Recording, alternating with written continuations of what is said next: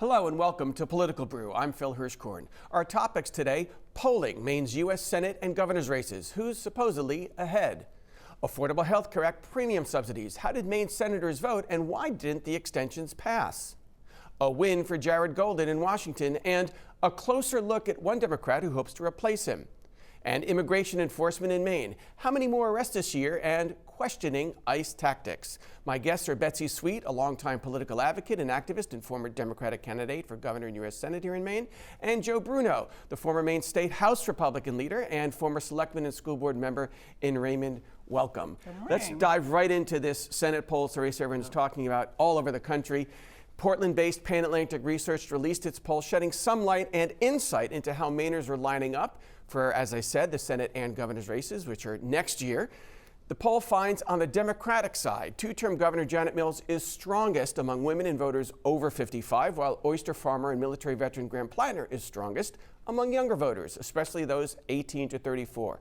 Overall, the horse race, Mills leads Plattner 47% to 37% among self-described likely Democratic primary voters, 15% undecided. In head-to-head matchups with Republican incumbent Susan Collins, almost no difference. Mills and Collins each get 43% of voters, with 14% undecided. Plattner does a bit better, polling 43% to 42% for Collins and 15% undecided. And this is also important.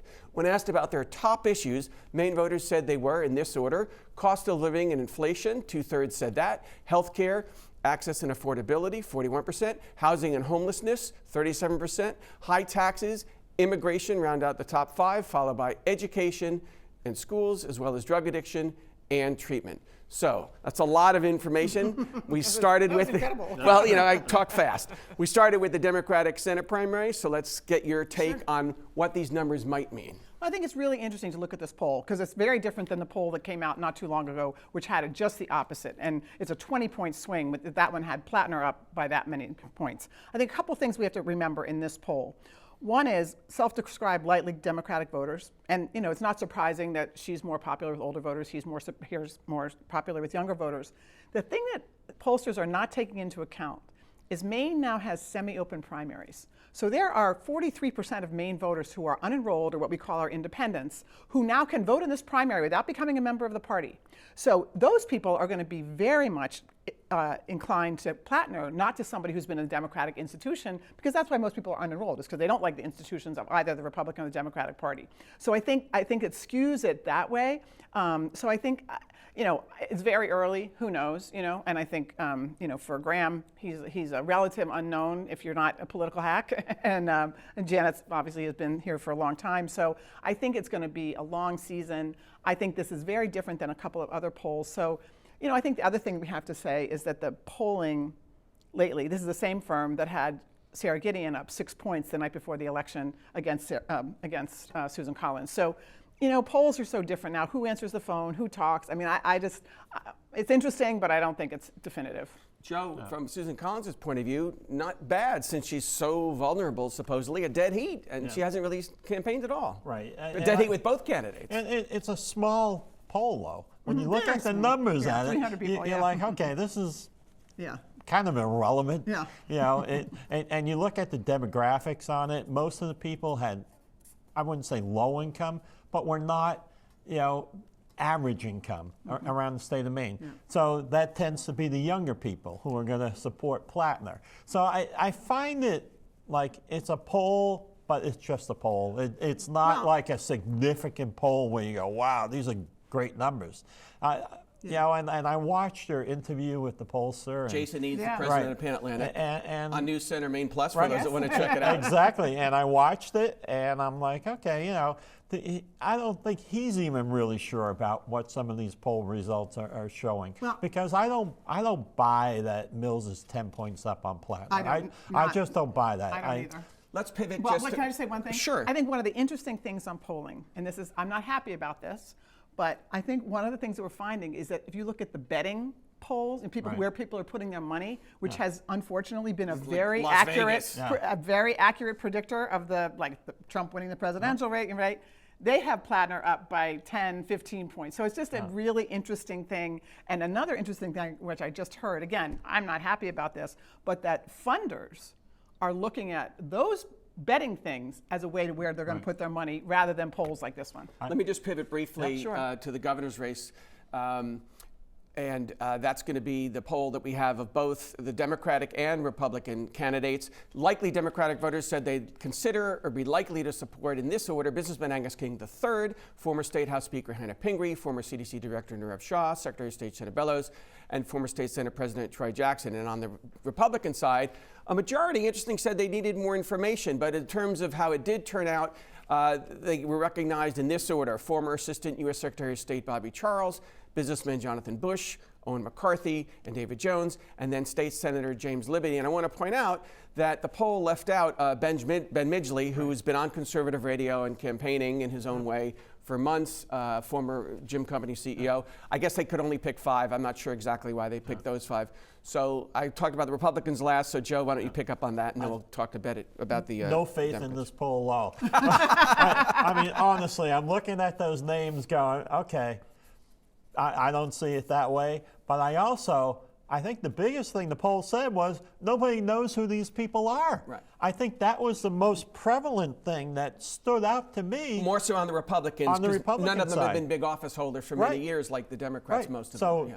the message to the candidates is you better get out there and start talking to people because nobody knows who you are. Yeah. Nobody knows where you stand on anything. So I think that's what that polling actually shows. Not that Bobby Charles is leading by a whole lot. I mean, I didn't have a lot of credence in that. And what about the Democratic Well, field? I think if you look at it just quickly, it's a name recognition poll. Yeah. And so, they said in the poll that they did not distinguish that Angus King, was not Senator Angus King. They didn't tell the They didn't tell the respondents. respondents. Maybe they should have. And they didn't tell them that Hannah Pingree was not Shelley Pingree. Granted, she has a little bit of a different name. And Nirav Shah is somebody who was on everyone's television for 2 years, 3 years, every day at 2 o'clock. So I think it's more of a name recognition poll because I don't think people are distinguishing in terms of issues yet. I think on the ground, people who are very interested in politics are there. Most people are not paying attention to the governor, to any of these races, quite honestly. Exactly. But I think that, I would be hesitant to put too much into this. I think the message, I agree with you, Joe, that the message is, start getting out there, folks. It's only 6 months, right? Before, or less than 5 months before the primary. Right. Let me take a moment to explain. Likely means how you voted, that you voted in the 22 and 24 elections, and that you plan to vote in the primary and November. And one interesting fact for people to chew on as we wrap up the segment, 46% of Mainers said their household is financially worse off than a year ago. I think that's going to be a big factor in all of these races, right? I think one of the big things I took out of the poll was that 48% of people thought Maine is on the wrong track, yet they don't make the connection between Maine on the wrong track, high taxes, Janet Mills. Or whether the country's on the wrong track. It's kind of Right. hard to parse High that taxes, in your mind. president, Great, let's leave it there. We're going to take a quick break. Discussion on the Affordable Care Act and the latest vote in Washington when Political Brew returns.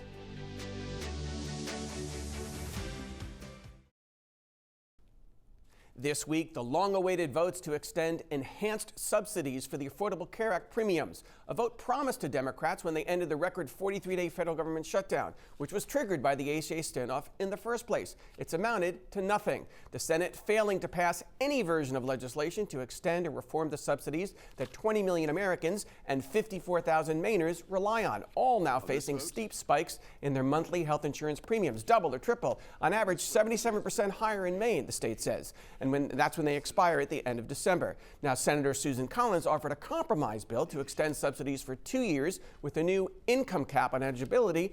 It didn't even get a vote. As a backup, she was one of 4 Republicans to vote for the Democrats' 3-year extension with no changes. So did Angus King. Collins explaining, my votes today reflect my understanding that 2 things can be true at once. The Affordable Care Act has proven itself to be unaffordable. It's a broken system, must be fixed, and it cannot be fixed overnight. The families that rely on it now, however, cannot be left facing huge premium increase with inadequate assistance. Joe, how about Susan Collins's position walking that tightrope as she often does? It is a tightrope. I mean, let's remember, not one Republican voted for the enhanced subsidies back in 2022 under the Inflation Reduction Act. Not one Republican voted for Obamacare when it was first formed. And Obamacare has been a disaster. It has no cost controls in it. It pretty much just gives you open health care and no cost controls. So therefore, when you're on it, unless you have subsidies, you can't afford to be on Obamacare. The other thing is that the Democrats voted these extended premium subsidies and put a termination date on them. If they were so, gung-ho on them, make them, part of the plan. They did not do that. Make them permanent, which is what Angus King wants. Right. So make them permanent. They didn't do that. Now they're turning around and blaming Republicans when they didn't make them permanent. Well, they didn't do it because they couldn't get the votes at that point. Wait a minute. No, they didn't do it because they knew it would break the budget. That's why they didn't do it. So I think the most important thing here is how the system is so fundamentally broken. You cannot talk to a patient, a doctor, a nurse, a politician, anyone who says, yeah, everything's working great. Not one person, except the insurance companies that are making billions of dollars off of this. And yet we cannot muster the political will to do anything meaningful. Those 50,000 plus people in Maine are likely, most of them, to just give up healthcare altogether. What does that do?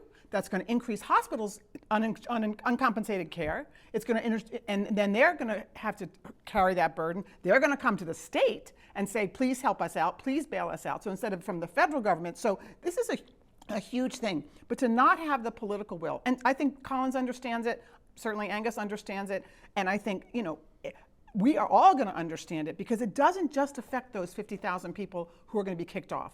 It affects all of us, and ability to get in, abilities for doctors to see people.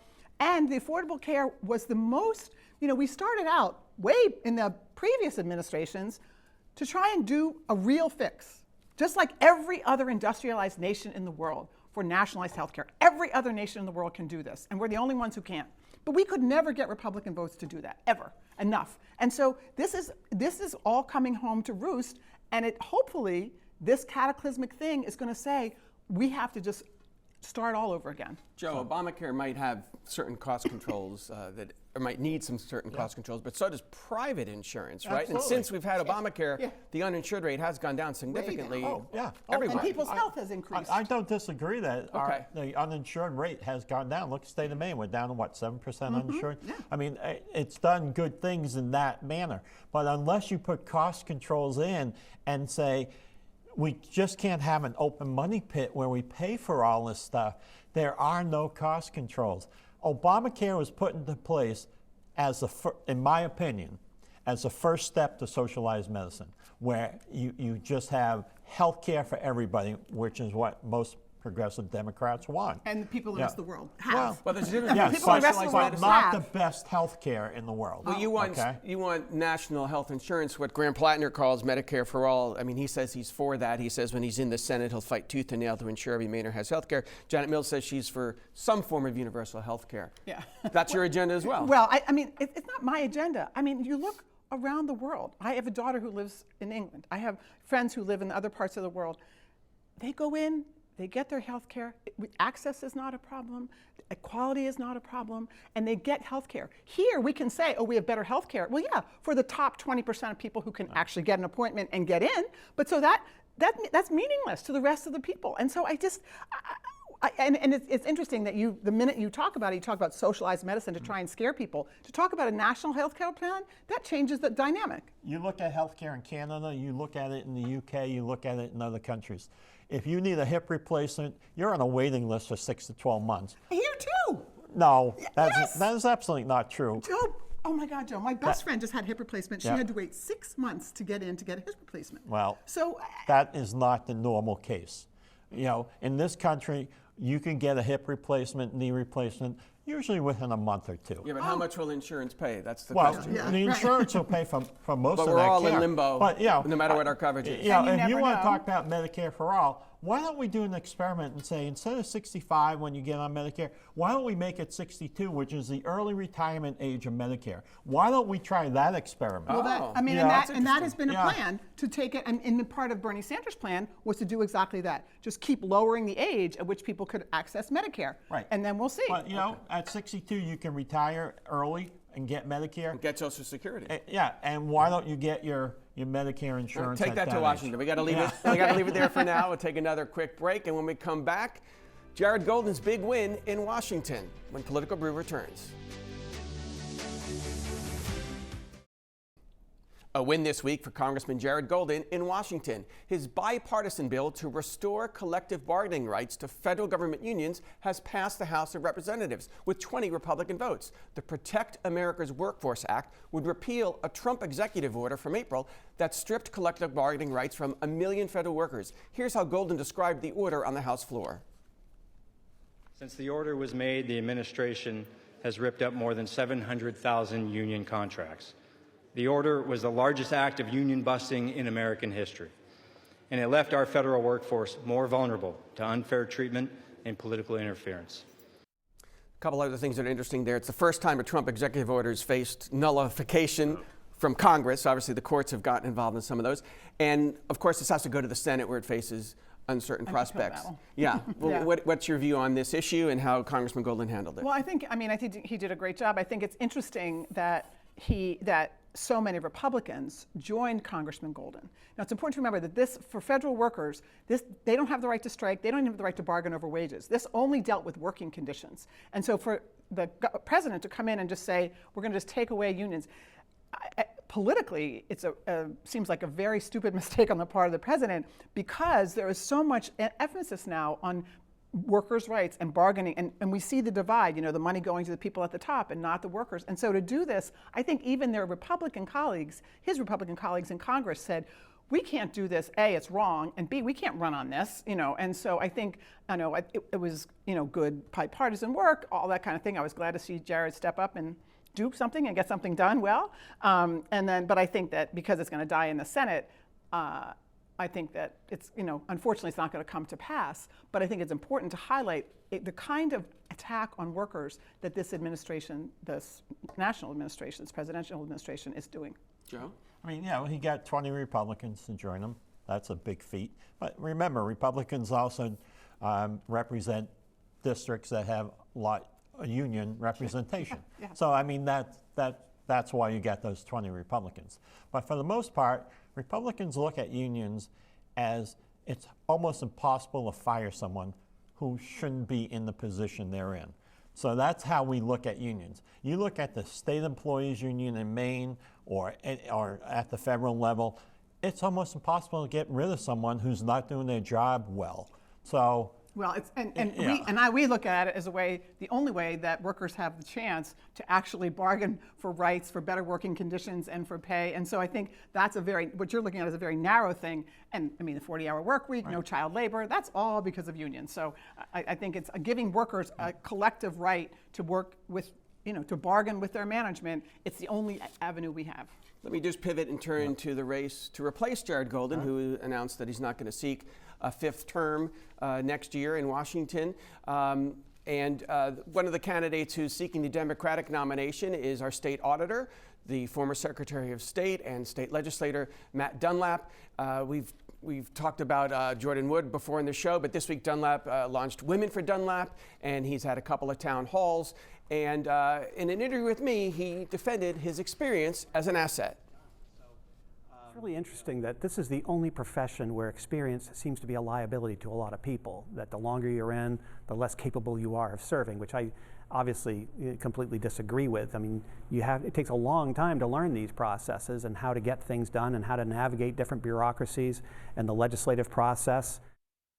By the way, Dunlap had some choice words for Paul LePage, the former governor who's the lone Republican in the race. He said that LePage could do us a big favor and stay in Florida where he retired, but he's moved back.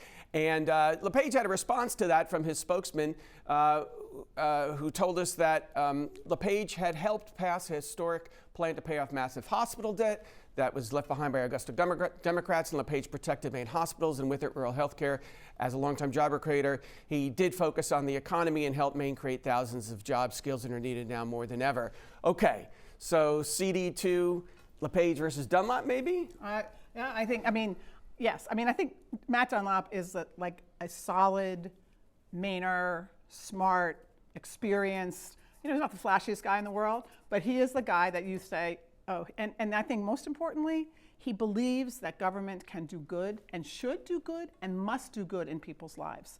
I think it's be very interesting on the Republican side. I don't think the Republican field is completely full yet. There's rumors of a lot of people wanting to jump in with LePage, because I do think that LePage's policies and his style might be on the waning side of things. And so I think if you have a solid, steady Matt Dunlap and a guy who has a history of saying pretty awful things and doing some awful things in Maine, I don't know. I think people are going to go for solid and steady. So I think it's going to be an interesting race. And I don't think the Republican field is necessarily closed yet. And maybe now the Democratic field, we talked about State Senator Joe Baldacci from Bangor. We mentioned Jordan Wood. But if hypothetical Dunlap and LePage, how does that look to you, Joe?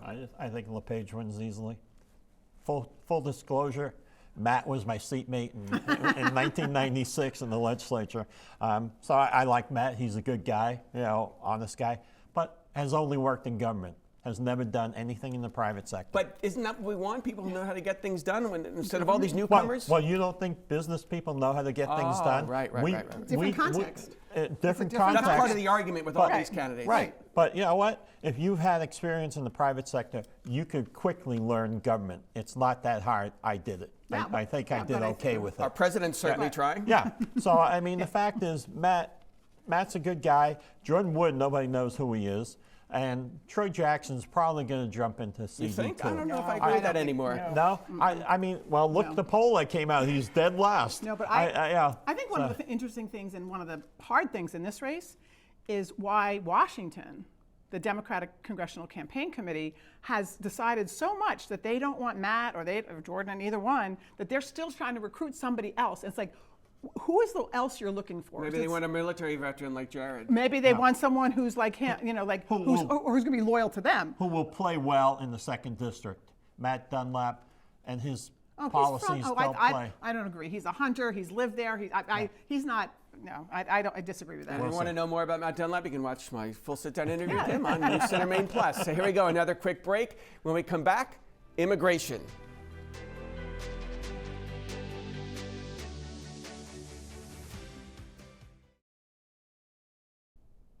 In Maine this year, there have been 230 arrests by Immigration and Customs Enforcement, ICE, according to the UC Berkeley-based Deportation Data Project. And that's a 73% jump from last year. So many stories emerging. Folks detained at traffic stops, flown to detention centers in places like Texas. Congresswoman Shelley Pingree visited and toured an ICE facility in Scarborough this week to call attention to complaints that some detainees have been denied access to lawyers at their meetings, forced to answer questions and sign documents. Pingree, joined by attorney Melissa Brennan from the Immigration Legal Advocacy Project, ILAP. Here's what they told us. About 20% of those people actually have a criminal conviction. So one of the questions that we pursued for quite a long time is, why are the other people being picked up? Earlier this year, ILAP clients were denied access to their attorneys during appointments at this facility in violation of their constitutional rights.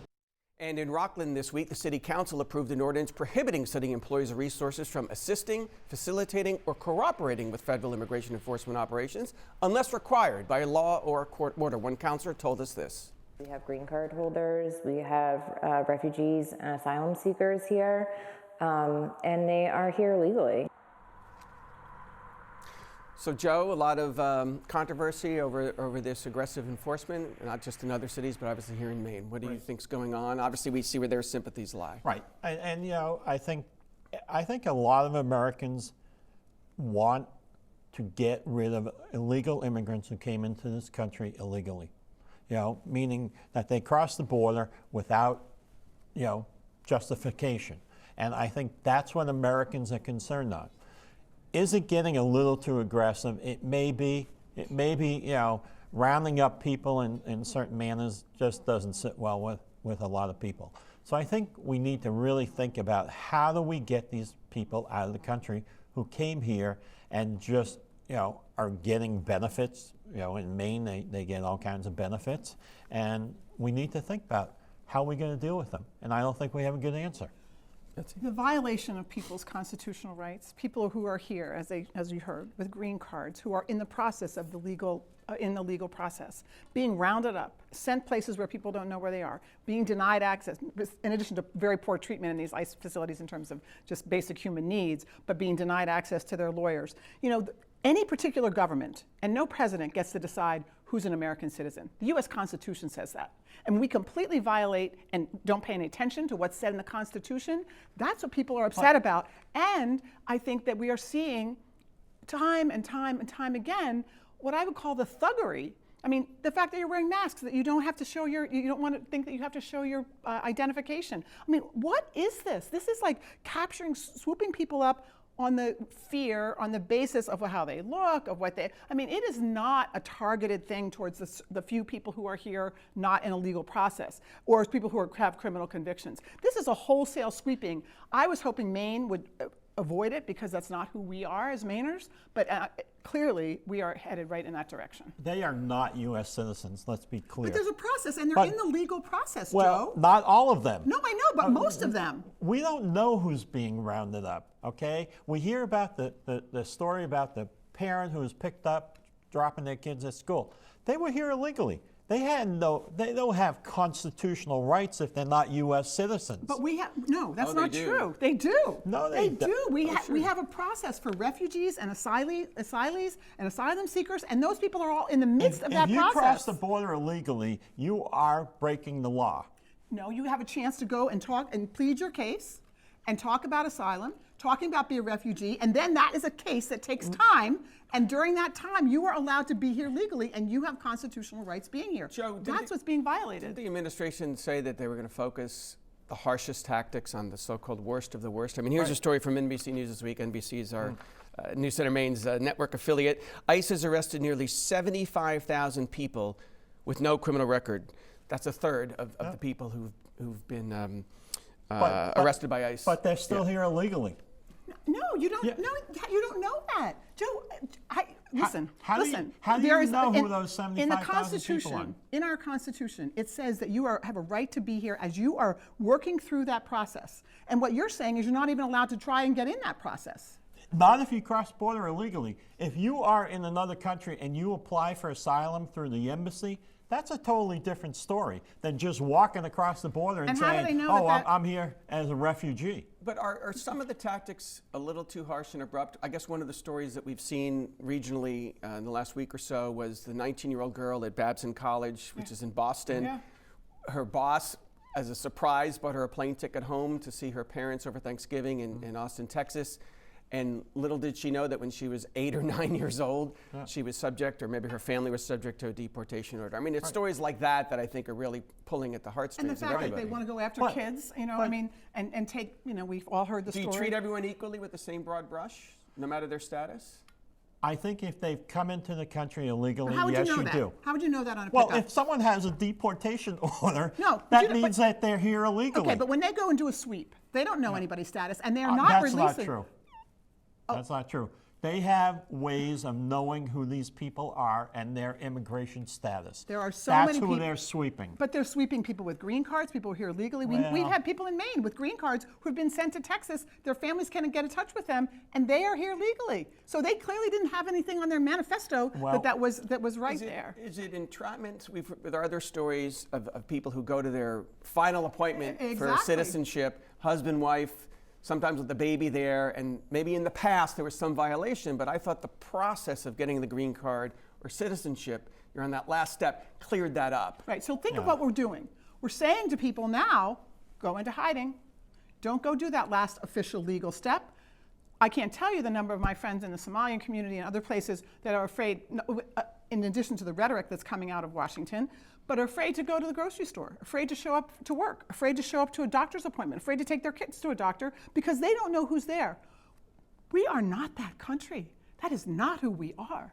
And that is what we are being forced into. This has reminiscence of all the horrible authoritarian governments that we know of. And this feels like not the first step, but the first, second, third, fourth step in that direction. And I think Mainers are having none of it. We are having too many anecdotal stories. We don't know all the facts. And the facts are not being put out there. Let's face it. If you want to pull on someone's heartstring, talk about a child being rounded up. But you don't know all the facts behind the story because we don't have the information.